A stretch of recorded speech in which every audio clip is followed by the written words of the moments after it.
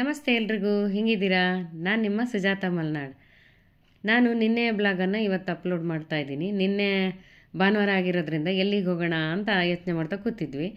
ಆಮೇಲೆ ದೇವಸ್ಥಾನಕ್ಕೆ ಹೋಗೋಣ ಅಂತ ಅಂದಾಜು ಮಾಡಿ ಹೊರಟ್ವಿ. ಮಾರ್ರೆ, ನಾವು ಹೋಗ್ತಿರೋಂಥ ದೇವಸ್ಥಾನ ಎಲ್ಲಿ ಏನಂತ ಹೇಳ್ತೀನಿ.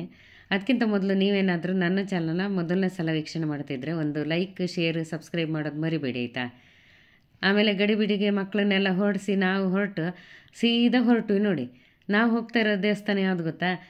ಈಜಿಪುರ ಅಂತಿದೆಯಲ್ಲ, ಅಲ್ಲಿ ಕೋದಂಡರಾಮ ದೇವಸ್ಥಾನ ಅಂತೇಳಿ.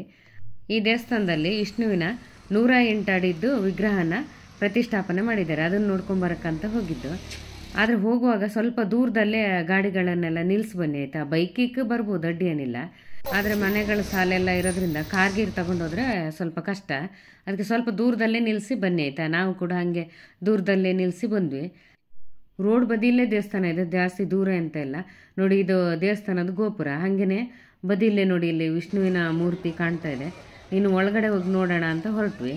ಆದರೆ ಭಾರಿ ಜನ ಇತ್ತು ಮಾರ್ರೆ, ಭಾನುವಾರ ಅಲ್ಲ, ಹಂಗಾಗಿ ಎಲ್ಲರಿಗೂ ಒಂದು ಗಳಿಗೆ ಪುರ್ಸೋತಿತ್ತು. ನೋಡ್ಕೊಂಡು ಹೋಗೋಕೆ ಬಂದಿದ್ರೆ ನಮ್ಮಂಗೆ ಅಡ್ಡಿ ಇಲ್ಲ, ನಾವು ಆರಾಮಾಗಿ ಹೋದ್ವಿ. ನೋಡಿ, ಈಗ ನೋಡ್ತಾ ಇದ್ದೀರಲ್ಲ, ಇದು ದೇವಸ್ಥಾನದ ಎದುರುಗಡೆ ಗೋಪುರ. ದೇವಸ್ಥಾನದ ಎದುರುಗಡೆ ಅಂಗಡಿಗಳು, ಮನೆಗಳು ಎಲ್ಲ ಜಾಸ್ತಿ ಇದ್ದಾವೆ. ಹಂಗಾಗಿ ಇಲ್ಲಿ ಗಾಡಿ ಎಲ್ಲ ನಿಲ್ಸೋಕ್ಕಾಗೋದಿಲ್ಲ. ಅದಕ್ಕೆ ಹೊರಗಡೆ ನಿಲ್ಲಿಸಿ ಬಂದಿದ್ದು. ಆದರೆ ದೇವಸ್ಥಾನದ ಒಳಗೆ ಹೋಗೋಷ್ಟೊತ್ತಿಗೆ ನೋಡಿ, ಎಂಥ ಒಂದು ಅದ್ಭುತ ಮೂರ್ತಿ ಮಾರ್ರೆ. ನೋಡೋಕ್ಕೆ 2 ಕಣ್ಣು ಸಾಲದು ಅಂತಾರಲ್ಲ, ಹಾಗಿತ್ತು. ನೋಡಿದಷ್ಟು ನೋಡಬೇಕು ಅನ್ನೋಷ್ಟು ಒಂದು ಖುಷಿ ಸಿಗ್ತಾಯಿತ್ತು ಮಾರ್ರೆ. ಇಲ್ಲಿ ಬಂದಿದ್ದಕ್ಕೂ ಒಂದು ಸಾರ್ಥಕ ಆಯಿತು ಅಂದ್ಕೊಂಡೆ. ಮತ್ತು ಈ ರೀತಿಯಾಗಿ ಬದಿಯಲ್ಲಿ ಹೋಗೋಕ್ಕಿದೆ ಆಯಿತಾ. ಕೆಳಗಡೆ ದೇವಸ್ಥಾನಕ್ಕೂ ಹೋಗ್ಬೋದು, ಮೇಲ್ಗಡೆ ವಿಷ್ಣುನ ಪಾದದರ್ಶನಕ್ಕೂ ಕೂಡ ಹೋಗ್ಬೋದು. ಆದರೆ ಪಾದದರ್ಶನಕ್ಕೆ ಹೋಗ್ಬೇಕಂದ್ರೆ ದುಡ್ಡು ಕಟ್ಟಿ ಚೀಟಿ ತಗೊಂಡು ಆಮೇಲೆ ಹೋಗಬೇಕು. ಎಂಥ ಚೆನ್ನಾಗಿತ್ತು ಮಾರ್ರೆ, ನೋಡೋಕ್ಕೆ 2 ಕಣ್ಣು ಸಾಲದು, ಅಷ್ಟು ಚೆನ್ನಾಗಿತ್ತು ಈ ದೇವಸ್ಥಾನ. ನಾವು ಮನೆಯವರೆಲ್ಲ ಸೇರಿಕೊಂಡು ಒಂದು ಗಳಿಗೆ ಹೋಗಿ ಬರೋಂತ ಹೋಗಿದ್ದಕ್ಕೂ ಸಾರ್ಥಕ ಆಯಿತು ಮಾರ್ರೆ. ಭಾರಿ ಖುಷಿ ಆಯಿತು ಹೋಗಿದ್ದಕ್ಕೆ. ಹಾಗೆ ಹೋಗೋಕ್ಕಿಂತ ಮುಂಚೆ ಇಲ್ಲಿ ಭಗವದ್ಗೀತೆದ್ದು ಕೆಲವೊಂದು ಶ್ಲೋಕಗಳೆಲ್ಲ ಬರೆದಿದ್ದಾರೆ. ಒಂಚೂರು ಓದ್ಕೊಂಡೇ ಮುಂದಕ್ಕೆ ಹೋಗಿ ಆಯಿತಾ.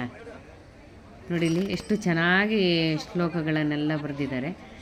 ಖಂಡಿತ ಒಂದು ಗಳಿಗೆ ನಿಂತು ಓದ್ಕೊಂಡು ಹೋಗಿ, ಭಾರಿ ಚೆನ್ನಾಗಿದೆ.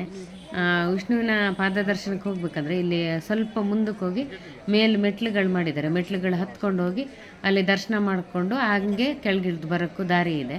ಕೆಳಗಡೆ ಬಂದು ಅದೇ ಕೋದಂಡರಾಮನ ದೇವಸ್ಥಾನ ಎಲ್ಲ ನೋಡ್ಕೊಂಡು ಬರ್ಬೋದು. ಹಾಗೆ ಇಲ್ಲಿ ಕೆಳಗಡೆ ಸುಮಾರು ದೇವಸ್ಥಾನ ಇದೆ, ಅದನ್ನು ಕೂಡ ದರ್ಶನ ಮಾಡ್ಕೊಂಡು ಬರ್ಬೋದು. ನೋಡಿ, ಮೇಲ್ಗಡೆ ನಿಂತು ನೋಡಿದಾಗ ಇಷ್ಟು ಚೆನ್ನಾಗಿ ಕಾಣುತ್ತೆ ದೇವಸ್ಥಾನ ಎಲ್ಲ.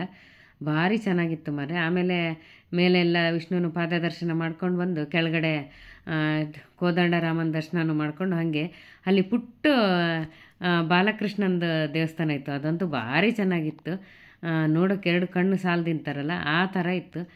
ಈ ದೇವಸ್ಥಾನ ನೋಡಿ ಭಾರಿ ಖುಷಿ ಆಯ್ತು ಮಾರ್ರೆ. ಜನ ಮಾತ್ರ ತುಂಬಿರೋದ್ರಿಂದ ಭಾರಿ ಗೌಜು ಗದ್ದಲ ಇತ್ತು. ಆದ್ರೂ ಒಂದು ನೆಮ್ಮದಿ ಅನ್ನಿಸ್ತು. ಖಂಡಿತ ಒಂದು ಸಲ ನೀವ್ಯಾರಾದರೂ ನೋಡಿಲ್ಲ ಅಂತಂದರೆ ಹೋಗಿ ಬನ್ನಿ ಆಯಿತಾ. ಅಷ್ಟು ಚೆನ್ನಾಗಿದೆ ಮಾರ್ರೆ. ನಾವು ಮನೆಯವರೆಲ್ಲ ಸೇರಿ ಹೋಗಿ ದರ್ಶನ ಮಾಡಿಕೊಂಡು ಬರುವಾಗ ಹೂವಿನ ಗಿಡ ಮಾರ್ತಾಯಿದ್ರು. ಹೂವಿನ ಗಿಡ ಕಂಡ್ರೆ ನನಗೆ ಬಿಡೋ ಪಂಚಾಯ್ತಿನೇ ಇಲ್ಲ ಅಂದ್ಕೊಳ್ಳಿ. ಅಲ್ಲೂ ಹೂವಿನ ಗಿಡ ತಗೊಂಡು ಮನೆಗೆ ಹೋಗೋದಂತ ಹೊರಟ್ವಿ. ನೋಡಿ, ಚೆನ್ನಾಗಿದೆ ಅಲ್ಲ ಗಿಡ. ಆದರೆ ಈ ದೇವಸ್ಥಾನಕ್ಕೆ ಹೋಗಿದ್ದಿದೆಯಲ್ಲ, ಭಾರಿ ಖುಷಿ ಆಯ್ತು ಮಾರ್ರೆ. ಹಾಗೆ ಬರೋಷ್ಟೊತ್ತಿ ಪೇರ್ಲೆನೂ ಮಾರಾಕಿಟ್ಟಿದ್ರು. ಸ್ವಲ್ಪ ಪೇರ್ಲೆ ತಗೊಂಡು ಹಾಗೆ ಮನೆ ಕಡೆ ಹೊರಟ್ವಿ.